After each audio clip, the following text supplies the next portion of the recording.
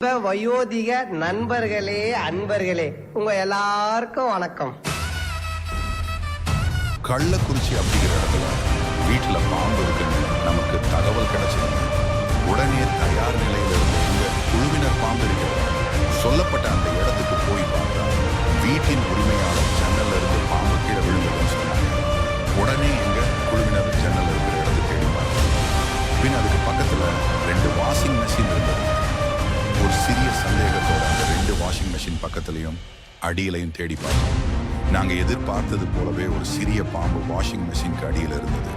அதை லாபகமாக ஒரு சிறிய காயங்கள் கூட இல்லாம பிடிச்ச எங்க குழுவினர் வழக்கமாக பாம்பு போட்டு எடுத்து போற பையில போட்டு அடர்ந்த வனப்பகுதியில கொண்டு போய் விட்டுட்டோம். இந்த சம்பவம் அங்க பரபரப்பை ஏற்படுச்சு.